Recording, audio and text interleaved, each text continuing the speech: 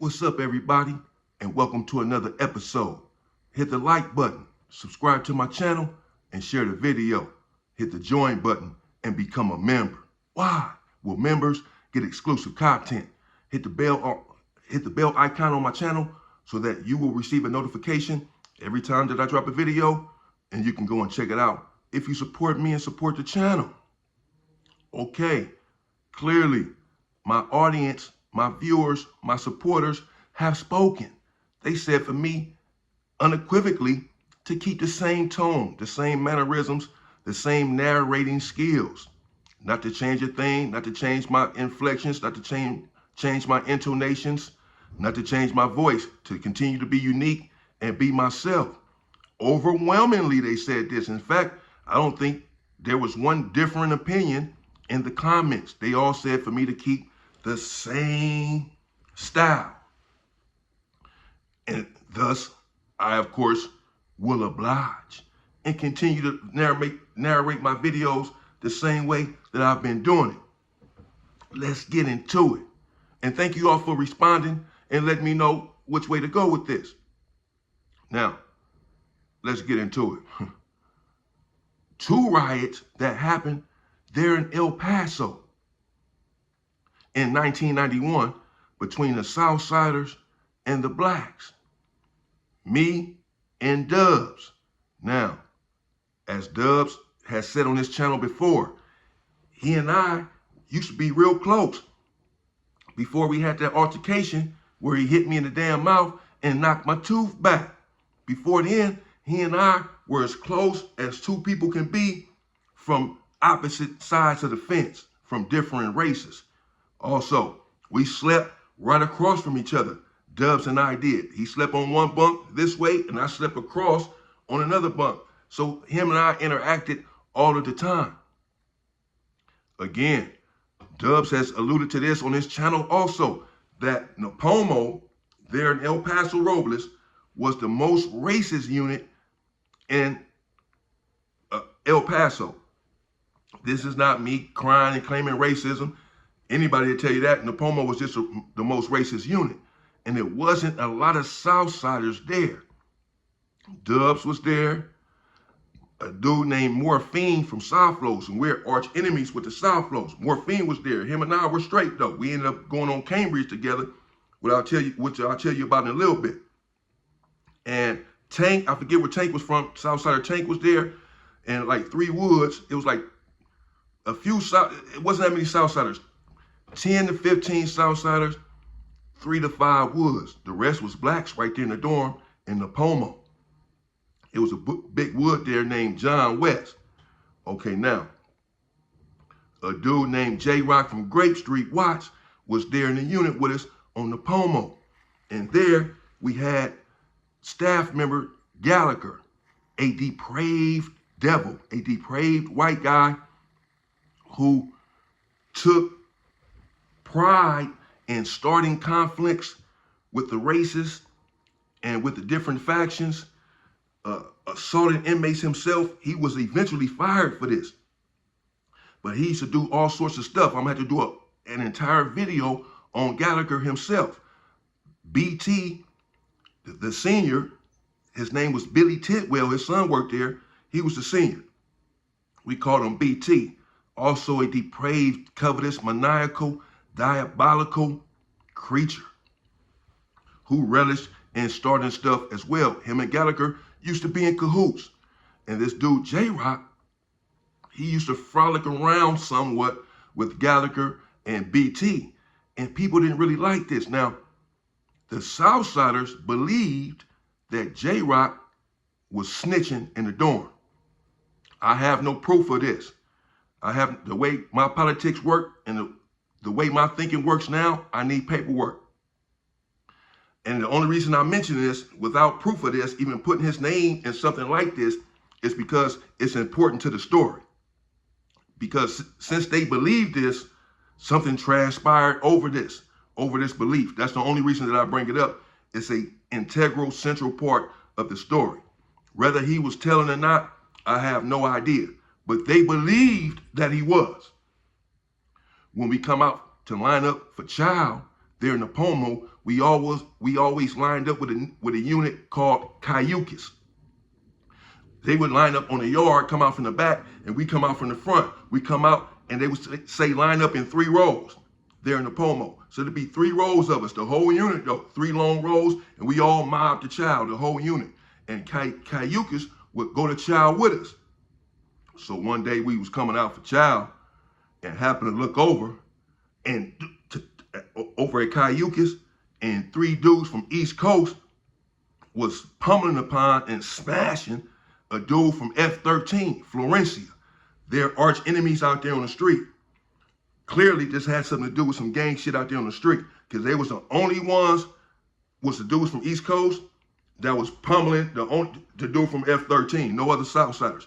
And yet, no one else was jumping in, including the Southsiders. Now, again, wasn't that many Southsiders on the Pomo, but they was pretty thick on Cayucas. And they were just standing by and letting these 3 black dudes smash the dude from F-13. We're all witnessing this out here lining up for child. Dubs and Morphine are becoming a bit enraged and irate. They're essentially speaking out loud, saying, man, how come the homies ain't jumping in, homie? Damn, they over there. Now, the dude that they was smashing was Puppet from F-13. Word is, a lot of the Southsiders didn't really like Puppet anyway. Still no excuse for them not jumping in and saving him during a race pummeling. So Dubs and them are indignant and wondering how come no one is helping this guy. And so they're basically speaking out loud. Morphine had the dorm there in the Pomo. Dubs, he was also someone. He didn't have a dorm, but he was basically right under Morphine. He was basically second in line as the shot caller. Dubs was. And so they're, again, like, man, hell, what the hell's going on, man? Well, how come you ain't helping the homies? They basically trying to tell these, what the fuck? And the dudes from East Coast just keep smashing the dude, and nobody's jumping in, bro. After they break it all up, and we go to chow and come back, I know what happened because I've spoken to Dubs and Morphine to get the inside details about what they were thinking. And because when we came back for chow, they all congregated, the Southsiders, the few that were there in the unit, right there in the day room. And they were going over this. And Morphine and Dubs said, well, something needs to happen. There has to be a response. They embarrassed the Rasa, made the Rasa look bad, made every Rasa on Cayucas look bad, because none of them responded. They didn't do anything. So they are outraged. And they decided that they were going to kick it off in the Pomo. But before they did, they were going to go to school the next day, to the school line, and let the Rasa on Cayucas know that they had to respond and retaliate immediately. They went and did just that. They explained to the dudes on Cayucas that they needed to respond, that what happened was unacceptable and would not be tolerated. The Southsiders on Cayucas essentially refused. They said, we ain't doing nothing. That was what happened. Dubs and them told them, if y'all don't get off, we gonna put the whole dorm on the leva, which means PC. Y'all ain't no good no more. The whole dorm gonna go on the leva if y'all don't go back and respond. Now, the plan was for the dudes on Cayucas to somehow kick it off at Chow and push the blacks back towards Dubs and them and come back with them. The Southsiders come back with the blacks so that Dubs and them have help with the Southsiders on Cayucas. Because Dubs and them by themselves trying to go with Napomo was not really a bright idea. We had some strong dudes over there. The homie Bobcat from 11 Deuce, Emmett, he was there. I'm not sure if he was there at this time. Bosco from A. Trey Hoover, big dude, he was certainly there, the homie. Ant from Peblos, that was my road dog, real skinny dude, but a strong dude. He was there. Folsom from PDL, Buckshot from PDL, Big Rod Dog from Inglewood family. These was my shooting spade partners every day. Folsom, Buckshot, and Rod Dog. We played every day, bro. Dude named CK from PDL, he got in trouble over that name. He was there. My boy C-Dog from Long Beach 20s. It was some strong dudes right here in the unit, in the Pomo. Sam from V&G was there, etc. And Bolo, my boy still to this day from Swan, He was there. He had kicked off some shit with a dude from Main Street before. But he was there. Bolo was there. And so the Southsiders knew, only being 10, 13, 14 deep in the Pomo, that their chances were not great. So they tried to get help from Cayucas. So when we came out for chow with Cayucas the next day or so, Cayucas again was supposed to kick it off, and then Dubson, Morphine from Southflows, and Tanking them was going to kick it off right here in the Pomo at the same time. But Cayucas, they never moved. They didn't do anything. They didn't respond. They didn't retaliate, leaving Dubs and Morphine and Tank and John West and the other Woods and Southsiders to fend for themselves. Already committed to the response and the go up, they had to kick it off. And to their credit, they did. It went up right then and there in front of the Napomo. Now, they had J-Rock from Grape Street targeted because, again, they believed that he was talking to Gallagher and Billy Tidwell. And so they attacked J-Rock pretty good. 3 Southsiders did. And they like broke his jaw, tried to crack his head open, bro, up against the cement because we outside. And somehow J-Rock like crawled over to another unit in front of Avenal to like get away. Now at this time, the blacks are trying to get to J-Rock and trying to help. And the blacks are just taking care of the business with the other Southsiders over there that were there. Wasn't that many left. But they really was just going after J-Rock because they believed that he was telling. But again, Cayucas never went up. And later on, so it went up.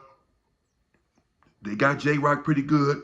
And some Southsiders were also leaking. It wasn't that many of them. And when that riot was over, they put us all in the day room. And when they put us in the day room, Bosco from H. Ray Hoover was sitting in a chair, was on one side of the chair, and Ann from Peblos was on the other side. They was basically calling shots for the Crips, Bosco, even though it's from Hoover. You know what I'm saying? He had juice. And then Ann from Peblos had juice. And so they were talking and going over this. And of course, figuring out how to respond since the Southsiders had kicked it off. But it all started over the East Coast and smashing the dude from F-13. But now we have to put together a response. And so Morphine is telling Dubs out in the day room, I see them over there grouping up. I know they're going to try to go up with us, homie. They're talking about responding. You know what I'm saying? Let's see what's up. So Dubs and them basically said, well, let's go holler at them and see what's up. And so they went over there and sat down next to Bosco and Ant and said, man, we know y'all trying to go up. We know y'all want to respond or whatever. Is that the case? And they was like, hell yeah. So it's like, okay, let's do it at 1:30 a.m. This is what Morphine said because, you know, for Sereno 13, 1-3. So he said, let's do it at 1:30. Now, I don't know why they sitting around just planning this second riot out, what time it's going to happen and everything, instead of somebody just getting off right then and there. But we're all kids. We don't really know the politics. And so everybody agreed, okay, at 1:30 a.m., it's going to kick off again. You know what I'm saying? Right there in the dorm, we going to go up. And so the fight was on. But now the Southsiders, unbeknownst to us, they had weapons. And no wonder they're coming to us offering to go up at a certain time to make sure that they're prepared. Of course, looking back on this, we would know better now. But again, we're all 15 and 16 years old here in Paso, 17 years old as well. And, well, there was a bit of a twist before the second riot could happen. The second riot did happen, but not really the way that the Southsiders had anticipated with their weapons. Because this depraved creature, Billy Tidwell, well, he put a little twist in the game. And he had a plan for all of us. But the riot still had to happen. We were all committed to it. And so, regardless of what Billy Tidwell said and did, we all needed to respond and respond promptly. And that's exactly what we did, but not in the way that the Southsiders had anticipated because of this twist that Billy Tidwell came with at the last minute. But we still did what we had to do. And some people went down in riot number 2. And I'll bring that to you. What happened in riot number 2 in part 2. In the meantime, stay free, people.